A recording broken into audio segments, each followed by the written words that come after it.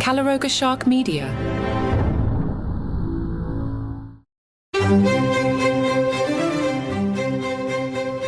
Hello and welcome to Palace Intrigue. I am your host, Mark Francis.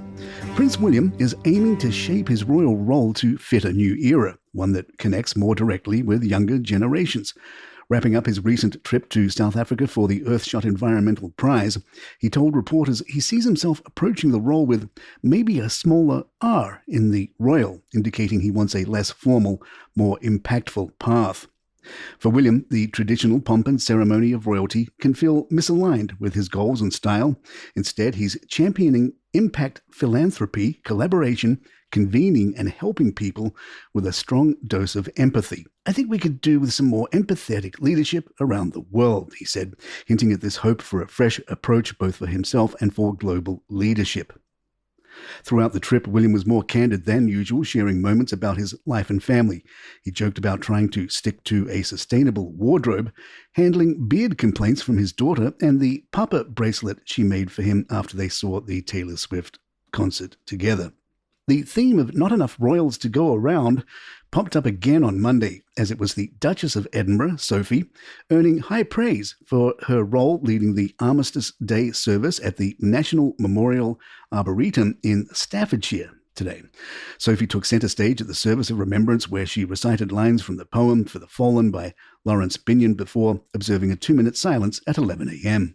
Her dignified presence and touching reading of the poem resonated with the public, with many taking to social media to commend her.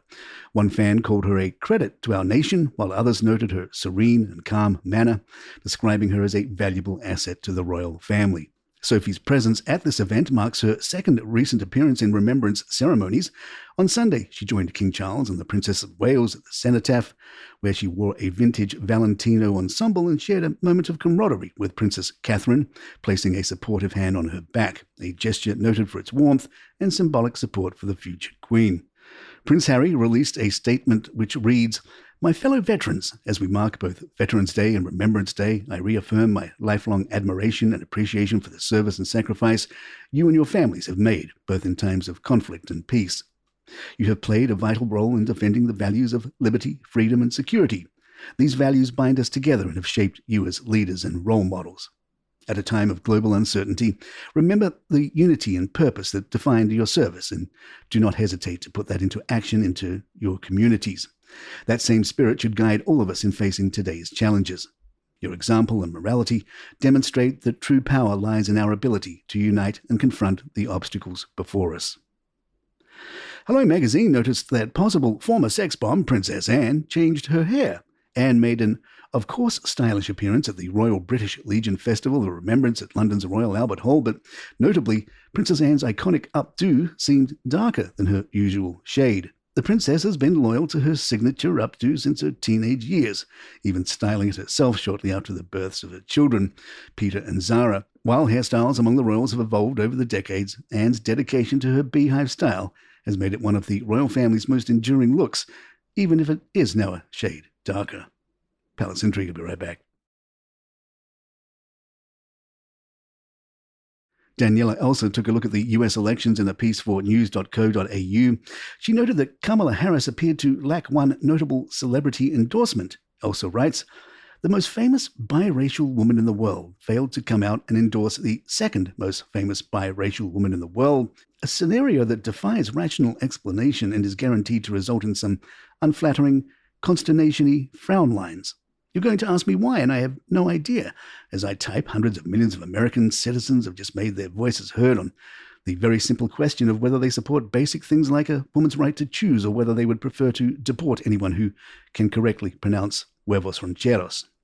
We have to assume that there is only one candidate that the Sussex household backs, and yet Montecito has been nearly totally silent in the lead-up to Election Day.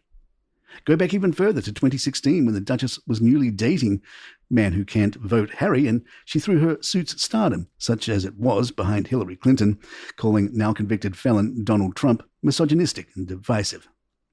Yet here we are in 2024, years on from them having been officially cut loose by the palace, with more freedom and independence and communication staffers than they could poke an artisanal, locally sourced stick at.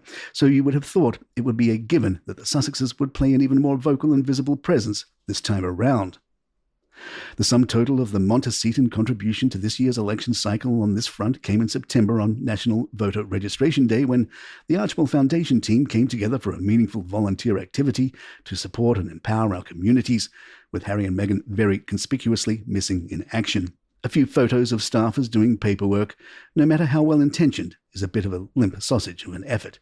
Not only has Meghan failed to explicitly and proudly endorse Kamala, but the couple has also in no way inserted themselves into the election story this time, and it is simply too strange for words. Could we put this bizarre silence down to Harry and Meghan, after a bruising, battering few years in the eye of a never-blowing-out media storm, wanting to keep their heads down?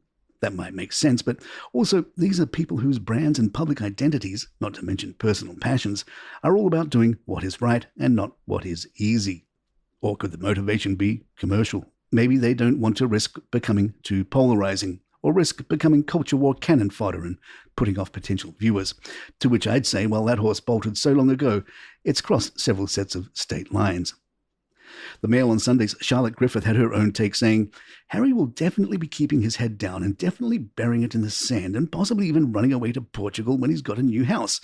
I think that house in Portugal is going to come in very handy over the coming months, not least because Trump said if I get made president, he will have nowhere to hide. Harry and Meghan are the king and queen of woke, and America is not a very woke place when Trump is in charge, so Meghan will be distraught. I'm amazed she didn't come out in support of Kamala Harris. She didn't say anything, but I think she will be feeling pretty miserable this week. And there you have it. If you'd like to email us, our address is thepalaceintrigue@gmail.com. Please follow us on Spotify, Apple, or the app of your choice, and leave us a review or some stars if you're enjoying the show.